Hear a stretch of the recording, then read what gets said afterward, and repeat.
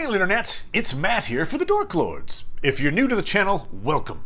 We talk about all manner of dorkly things here, whether it's sci-fi, fantasy, superheroes. We probably have a playlist about it. Feel free to check us out. Today is another installment of Dork Tales. Woo! Tales of personal dorkdom from me to you. And I thought today would be a fun day to do meaningless moments in sports history. The thrill of victory, the agony of defeat. Maybe it's just me, but I feel like everybody's got these little, very specific moments of either playing a game or a sport or something from their childhood that no one else in the world remembers but you. And I'm not talking like, oh, that year we won state, or what? Because then you probably got teammates that might remember that, and they've got a trophy. And no, something like a level down from that. A memory that no one else cares about but you. One such memory for me takes me all the way back to 4th grade, Mrs. Phillips' class. I went to school at a place called Nanky-Poo Elementary. Sounds like a joke. It's not. I was told at the time that Nanky-Poo came from, it's a character from the Mikado. Why the area and the school got named Nanky-Poo, I don't know, but it was Nanky-Poo Elementary. If you go there today, it is a plant nursery, alas. But at the time, it was the thrilling sight of one of my meaningless moments in sports. Mrs. Phillips' game of choice for PE, Kickball, which I was cool with because A, I played a lot of soccer. B, at that time, I wore little cowboy boots. I was that kid. I was the cowboy boot kid.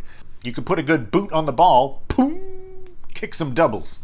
Okay, so we're playing kickball. It's late in the game. It's the bottom of the 9th. There's no way we played 9 innings. But okay, bottom of the final inning. Bottom of the 9th. Our team, we're in the outfield. We're up by 2 runs.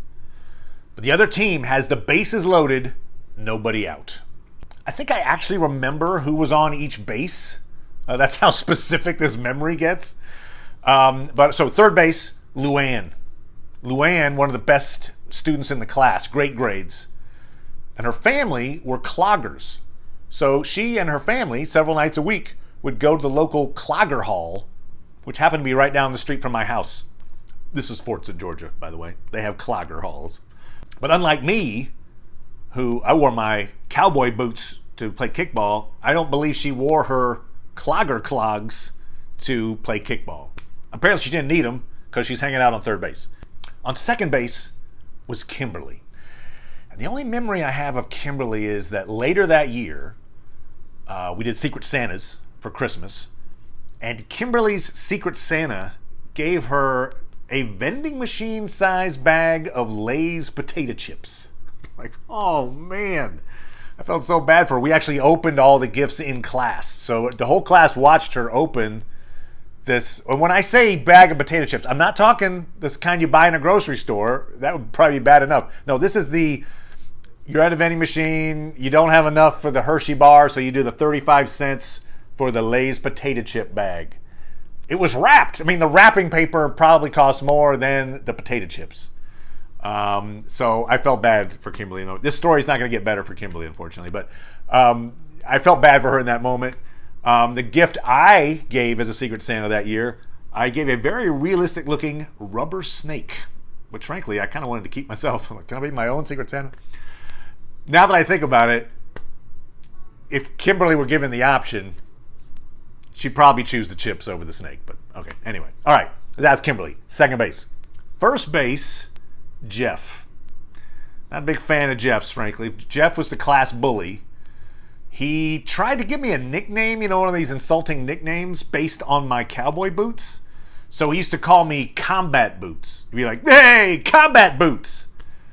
Which I was kind of like, first of all, they're not combat boots. They're cowboy boots. Maybe get the nomenclature right. Second of all right, as nicknames go, it's not like Stinky or Pee-wee. I will go with Combat Boots. Anyway, Jeff, kind of a jerk. He's on first base. Bases loaded. Up to kick, Billy Brown. Billy and I are actually pretty good friends. My memory of Billy was the next year, Billy and I participated in the Nanky talent show.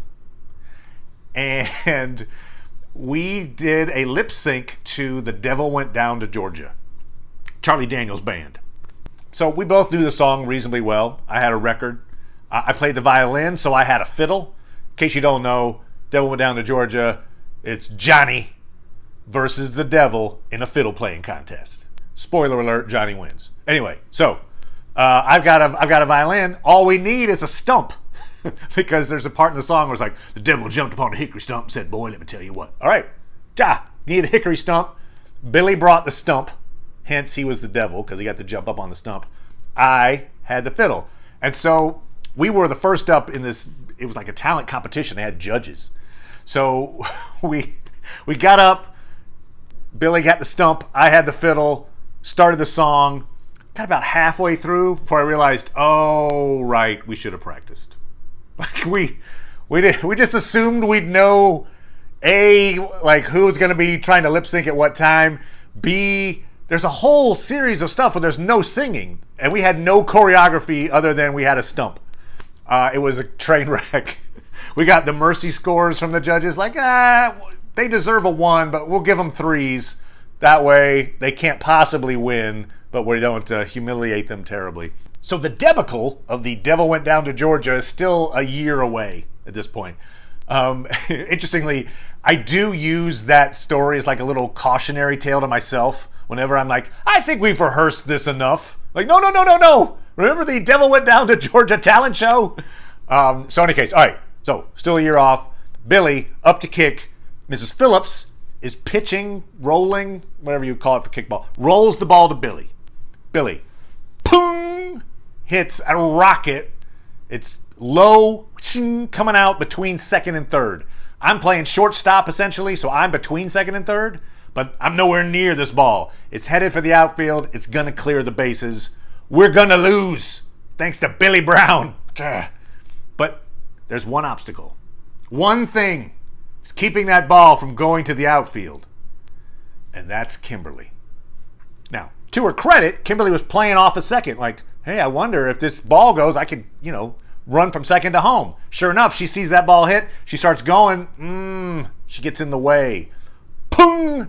Ball hits Kimberly. Automatic out.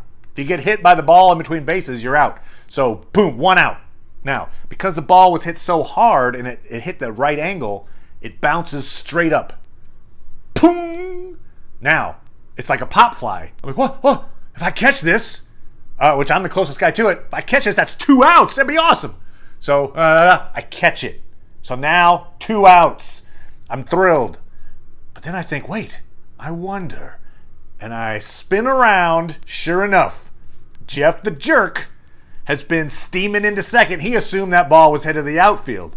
No, it's in my hands now. Ha ha ha, Jeff. Jeff turns, starts to try to run back to first. Boom! Smack the ball off of Jeff. Unassisted. Triple play.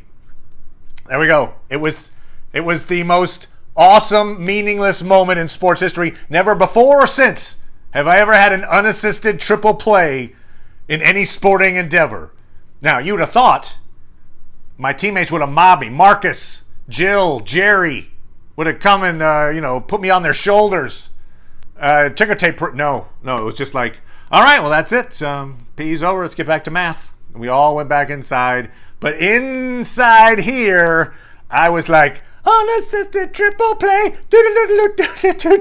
And so I was obviously remembered it to this day. Perhaps the greatest sports moment that ever occurred on the grounds of the now plant nursery, Nanky Elementary. This has been a meaningless moment in sports history brought to you by Dork Tales. A woo-woo.